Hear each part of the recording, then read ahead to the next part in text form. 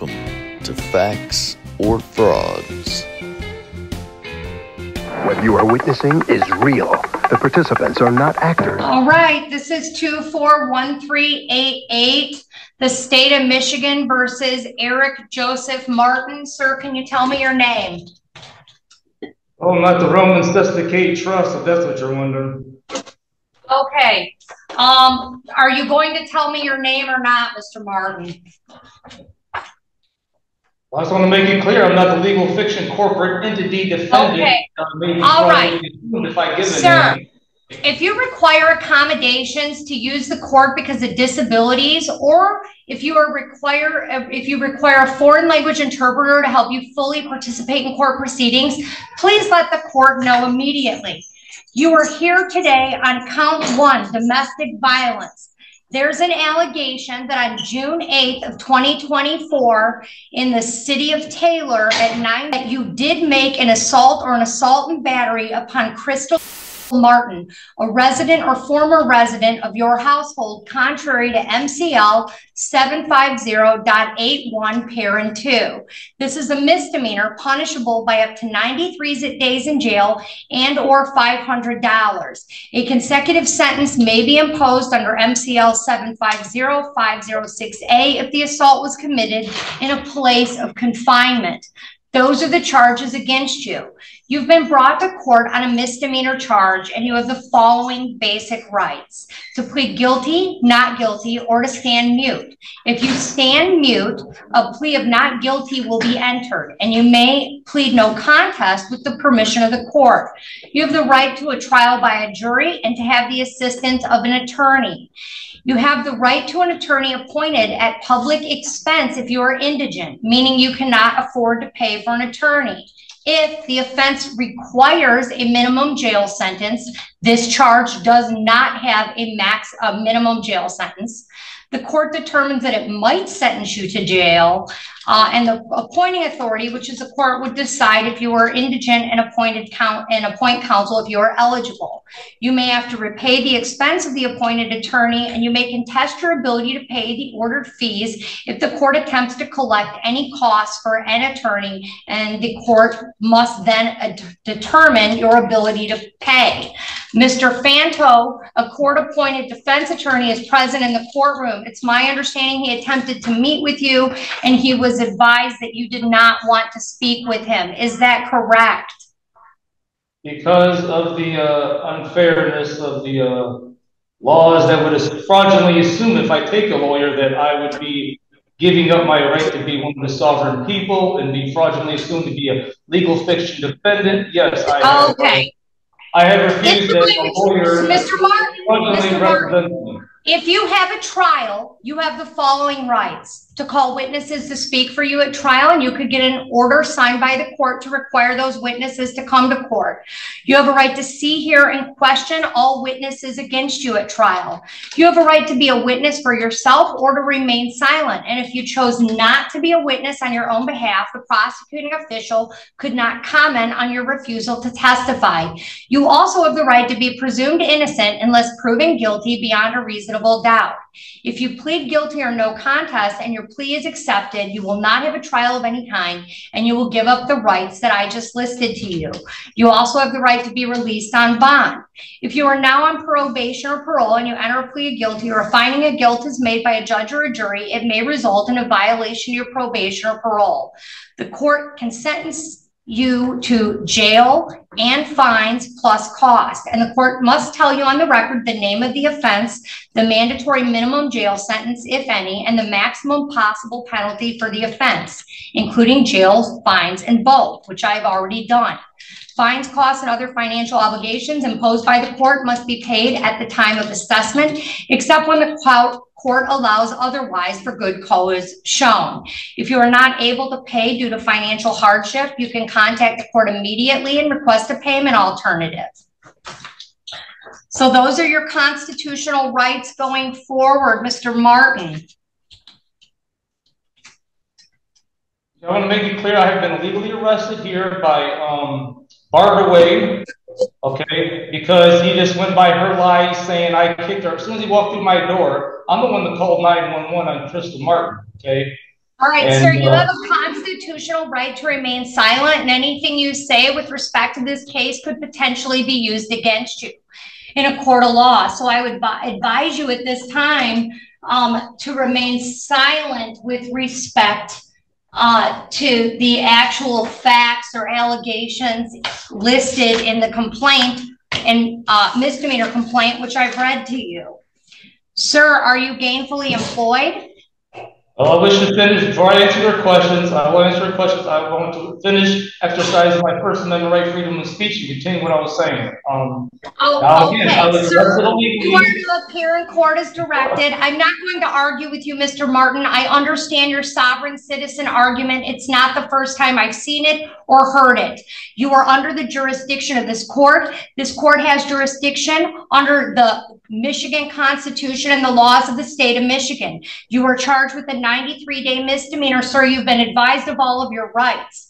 Okay, you have a First Amendment right, certainly, but you are here for an arraignment, not to lecture me on sovereign citizen beliefs, okay? I'm trying to get you through this and make sure you understand the process. You are to appear in court as directed. You're not to leave the state without permission of the court. You're not to commit any new crimes while released. You're to immediately notify the court of change of address or phone number. You're to have no contact with the complainant, Crystal Martin, in this case. Do you understand me? No, I do not understand, in that I do not stand under the charges, the false fraudulent charges, but I do comprehend. But as I was saying, I was illegally arrested in violation of my due process rights. There's not sufficient evidence for my arrest that I did any domestic violence. Bardaway just arrested me anyway. There's no video of me assaulting her. There's no, she did not see it. She just told a lie. I actually filed a PPO on her. Sir, do you understand that you're not, to have no contact with Crystal Martin? Dummy. Then you need to tell her, do not come to my house. She keeps coming to my house so she can set me up with these lies because my sister can't let her over. I have no, I don't want to contact her, but she needs to stop coming over to my house. You know, Miss Maudlin, let me finish talking. I have the First Amendment right to talk. I have the. Mr. Martin, it's clear to me at this point that you have no respect for the court. I believe that you're a danger. I can't get any information from you as to whether or not you have another place to reside, whether or not you understand the court's no contact provision. I need to know that you understand what I am telling you, because I am attempting to set a bond on your case. And if you want a bond on your case, you've waived your right to an attorney. And I'm trying to figure out, do you have another place to stay? Do you have any teepee? Teepee for my bunghole? Do you understand what no contact means? And if you're not going to express to me that you have an understanding of what I'm saying, and if we can't get on the same page about that, then I'm inclined to not give you a bond. Do you understand me? Officer, can you unmute the iPad? Do you understand me, Mr. Martin? I comprehend you, yes. Okay, do you understand that I said you were to have no contact with Crystal Martin? Yes, but she needs to stop coming over to my house. I'm not trying to contact her. She's coming over to my house and she can make false allegations like this, set me up so she can have the whole house to herself, her and my sister. This is what the whole agenda is of her with my sister. Lisa Martin tried this before, even though I proved to the court before the video of my sister Lisa Martin trying to set me up with lies and try swinging at me, assaulting me. I have this on video, saying that Crystal Martin here. I have her on video swinging at me in dealing with the prior case she tried to bring me in. Okay. So I have the evidence that she is aggressive towards me. Mr. Martin, does Crystal Martin live at the home on Clifford Street? Yes, she comes over like for a day or two, and my sister lets her come over, and she stays there for a day or two. Yes, and then here and there. Okay, so your sister owns the home. No, she doesn't own the home thing. So my understanding is the bank really owns it. It's always been like my parents' house, But I don't even think really my parents own it because they didn't finish paying off the mortgage or whatever. So I think technically it's the bank's house, but me and my brother and sister have been staying there for a long time. Me there for like 32 years. My parents have passed away now, so now it's like a fight with them two. They're trying to take over the whole house by coming with false allegations, by telling cops, oh, he assaulted me all the time. There's no evidence. It's not true. It's a lie. There's insufficient evidence in violation of my due process rights. But Bartaway arrested me anyways, and this is just what she wants. So they can have the whole house to themselves. I even filed a case on Crystal Martin. All right, so you're not to have contact with Crystal Martin. You're not to return to in the city of Detroit or in the city of Taylor. I'm sorry. You're allowed. Objection to violation of my due process. You cannot deny me my right to live at my house because of an unsupported allegation by her, which is a lie at that. Like I said, the cop had no sufficient evidence. She just told a lie, and the guy didn't even, Bartaway that is, the police officer, just came to me and arrested me right off the bat. That violates my due process rights if it's sufficient evidence. Sir, you're allowed one visit to the premises to obtain personal belongings. You must be accompanied by a police officer. And I want Bartaway. Well, hold on, I'm gonna let you finish. I'm just gonna finish what I got to say so you don't cut me off. And I want Bartaway arrested for his illegal arrest. I want Bartaway arrested for illegally arresting me. I want him charged for assault and battery, for illegally arresting me, and kidnapping. Okay. Because it was without my consent. Mr. Martin, if you are not allowed at the address, where will you be staying? I am allowed. I don't have nowhere else to live. That's my house. I'm allowed there. You ordered that is illegal. That violates my due process. All right. He has a $2,000 cash bond with a GPS tether. Yes, and he's not to return. Personal bond. He's not to appear at night. Without guilty. He cannot come to or be in contact with Crystal Martin.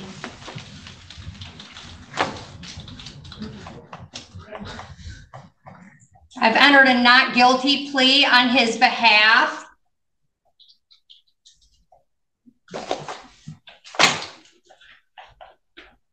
And that's $2,000 cash with the GPS tether.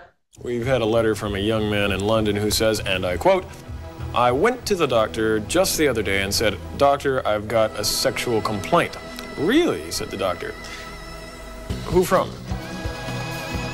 And thanks for hanging out with us on Facts or Frauds. Make sure you hit the thumbs up button, you're subscribed, and ring that bell for notifications, and leave a comment in the comment section. Tell me what you think. And a huge thank you to all of our Facts or Frauds channel members. Wanishi. Thank you.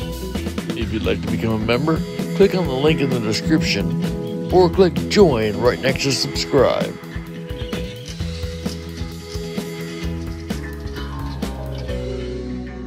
And if you're still hanging out, thank you. I appreciate you all.